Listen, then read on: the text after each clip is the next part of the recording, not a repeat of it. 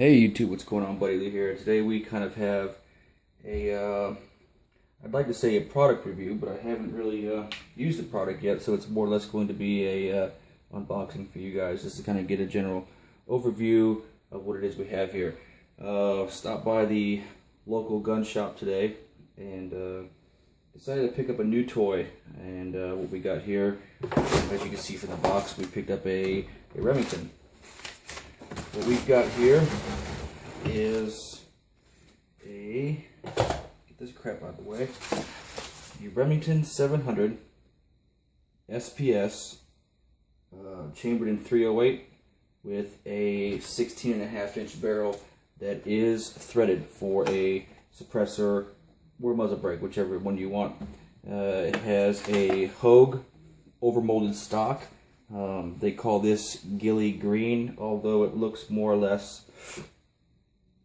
like a gray to me. It's got a real rubber texture to it. It feels alright, but it is awfully cheap though, so this will probably be the first thing to go. So yeah, kind of excited about it. Don't know what to expect. Like I said, I haven't shot it yet. Let's go ahead and take a closer look. And before I get any shit from anybody, I'm going to say let's go ahead and do a safety check, because I know there's going to be somebody who says you didn't safety check the weapon. Well, I just pull out, there's nothing in here. The bolt's right here. There's nothing in it. It's safe. It's ready to go. So let's see. Like I said, it is a 16.5-inch barrel that is threaded for a suppressor or a muzzle brake, and in most states suppressors are legal. I'm not sure what the twist rate on that is. I couldn't find it in the owner's manual anywhere, but if any of you guys know, feel free to leave that in the comments below. Like I said, suppressors are legal in most states. The prices do vary, but they all do carry that $200 tax that goes along with it. It's got a real nice heavy-duty thread protector that goes on here. I picked this up for $699. Yes, kind of pricey for a rifle, but I've been wanting one of these for a long time. It was a toss-up between this or the Savage Hog Hunter, which is essentially the same thing. It's got a, I forget the barrel length in that. I know it is a short barrel 308. It may or may not be 16.5 inches, but it does have a heavy varmint contour barrel with a threaded end on it. But it's also got iron sights. And the first shop I went to today, they did happen to have a Savage Hog Hunter in stock, and I felt it, and I wasn't impressed with it. It felt cheap, real cheap, mainly the stock, and for the same price as what I paid for this, I mean, you were essentially just buying the heavy barrel and the trigger. At least, although this is not a fancy stock, it does feel much better than the Savage. So you kind of feel like you're getting your money's worth on it. Let's see. As I said before, it has a 1 in 10 inch or 1 in 10, twist rate in it, which is really good, which I do like those. I love 1 in 10 twists in 308s because they do allow you to shoot the heavier stuff. I do like shooting very heavy rounds. I reload, let's see, what's the lightest thing I load? The lightest thing I load right now is 165. I've gone up as much as 178 or 179 with the Hornadies. Speaking of that, I do know that barrel length does play a big factor in feet per second with ammunition, especially with reloading, but I don't know as far as propellants go, as far as how that's going to work, if I can use the same propellant that I'm using now. Right now, I'm using IMR 4064. I don't know if I can keep using that, or if I can go on, if I need to get a faster or a slower burning propellant. So if you guys know of something I could use, or if I can keep using the same thing for a 16.5-inch barrel versus a 24-inch barrel, let me know. Let's see, what else? I believe it has their X mark adjustable trigger, which comes from the factory at 3.5 pounds. Now, speaking of triggers, in Remington 700s, I'm sure a lot of you guys are aware of, they had a huge recall lately on most, if not all, Remington 700s. Now, I'm sure you can pull this up on the diagrams or Google search it or what have you, but a quick way to know as to whether or not your Remington is going to be under recall or not is, and let me get behind the camera here, if your trigger face is smooth, then it was when it was under recall. If you have one that looks like it's almost built in layers, that it almost kind of looks like a lock, then it has not been affected by the recall. Now, I did get this receipt also, or certificate of verification that it has been repaired via that recall. So we're good to go on that. So I got that. Owner's manual, basic owner manual, basic safety, how to take a gun apart, how to put it back together. It's got a parts diagram with illustrated parts breakdown in the back of this. You got Model 700s, Model 7s, 673s, what have you. Cable lock, like every time you purchase any type of gun, always comes with the cable lock. I probably got 100 of these things sitting around. And of course, your bolt right here. Let's see, we're going to look at my notes here. It does have a blued finish on it, which nothing really too spectacular about that. Now, I'm not too sure if this is the AAC-SD model or not. I know that was a model that Remington had coming out. On the side here, it just says Model 700. Now, one video I saw from 8541 Tactical, I hope I got his channel name right, on YouTube, said that it would say the AAC-SD or whatever it is stamped on the side next to the Remington 700, but it would also say 308 Winchester 1 in 10 twist tactical on the barrel as well. So I have one, but not the other. So not too sure, not too concerned about it though. Let's see. Weight. This thing weighs nothing in comparison to my 24-inch Savage that I have. That seems like it weighs as much as a cinder block. Plan on using this on hunting. I wasn't going to use my Savage for hunting, and I just felt like it was too damned heavy. It's pushing 12, 13 pounds, my Savage. It's huge, but it makes a great bench rest gun. This, with it being very, very lightweight, very, very short from fore to aft, it's good to get in and out of places. You can conceal it a lot easier. It's just not going to be that much. It's not going to be that much of a pain in the ass to just lug it around in the woods all day long. I would not mind slapping a sling on this and taking this out into, let me see if you guys can't get a better view here. Slapping a sling on this and taking it out into the woods all day long. And sorry the camera view is bad. I'm going to move this around a little bit, and then once the video is over with, I'll go ahead and give you a better view.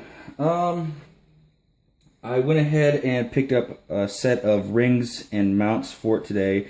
I'm actually going to take the Bushnell Banner 6-24 power by 40mm objective optic that I currently have on my Savage, and I'm going to put it on this because I picked up a Nikon M308 for my Savage. So I'm going to kind of do a little bit of a swap there. Have not purchased a bipod for it yet. I more or less just wanted to go ahead and get the weapon, get a feel for it, mount the scope on it, and then and see how it goes from there. So, like I said, it feels good, even though it is kind of a cheaper stock. It does. And I'm not a professional videographer here, guys, so just bear with me here. It does feel good. Although it is a cheaper stock, I do like this rubberized texture that's on here. Let's grab our bolt. And most of this videoing, or filming, I should say, videoing, that's not even a word, I'm kind of blind here, so now I'm behind the camera here. So I guess to put the bolt in, just stick it in there. And obviously you all know how to work that. Bolt action. Put it down. Trigger. Tight, but I mean, it's right there. I love this trigger almost more than the AAC trigger. I don't like that little dingus that's on the AAC trigger there. So I may go ahead and swap that out in the Savage to get a trigger more or less like this. This is a good feeling action. Good solid trigger. It feels about 3.5 pounds too. See, to get the bolt out, we have to try to figure this out together. I think I've done it once before. Oh fuck. Well, there you go. That's how you do it. Sorry for the cursing, but you that hurt. That fell on my toe. I'm not gonna begin to tell you how bad that hurt. Just push down that little lever right there, just forward of the trigger, and that will drop your bolt. Hopefully not on your toe like it did me. So let's get a size comparison here. I'm gonna go grab my Savage here. Bear with me.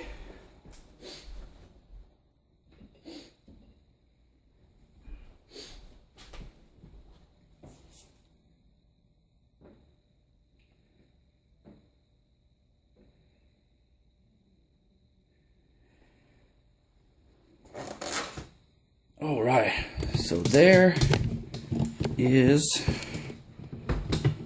my Savage, and don't mind the mess. My daughter got into some paperwork today. So there's a Savage, and its massiveness right there with the HS Precision, not HS, I'm sorry, Bell & Carlson stock. And that is a 24-inch barrel.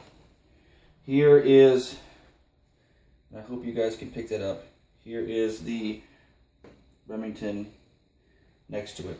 Obviously a much larger difference. Now, as I was saying earlier about weight, this, 2 hands, or 2 fingers I should say, pick this up. This, I know you need a whole hand to pick this up. This thing is very heavy. Put this back in the box. This optic right here, and this is, I will safety check this as well. Nothing in there. This is the optic I'm going to end up putting on it. This is the Bushnell Banner 6-24x40 on there. I'd show you the Nikon, but that's put up somewhere. I gotta find that, and I gotta do a video on that as well. So with that all said and done, that is pretty much it. I'm really looking forward to putting an optic on it and a bipod on it. Taking it out, I've got this cheap Malaysian ammo that does pretty good as far as getting it on paper. It is lighter, so I do retract my previous statement as far as shooting light loads. I load heavy loads, but I do have some 147s that are which is that Malaysian stuff that I have in a freezer bag down there by the rest of my ammo. That actually does quite well, although it is very lightweight. It does well in the heavy barrels. I'm going to go ahead and utilize that and piss that away, because I can't reload it because it's got a burden primed cases in it. I don't feel like going through all the trouble of knocking that out and converting it over or what have you. Buttstock is real soft. I don't think I'm going to have much of an issue with recoil, although it is much lighter. This is a very soft, malleable butt pad. I do think it's going to be louder than hell though with that 16-inch barrel, or 16.5-inch barrel, sorry. This is going to ring my bell. So we'll get a quick overview of it. in case the rest of the video was bad.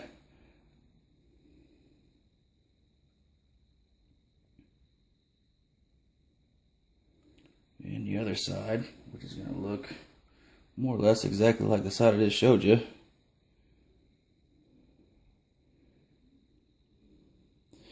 So, if you've seen any of my other videos, I've said it 100 times, I'm not good at reviews, I'm not good at unboxings, I'm not a professional photographer or videographer.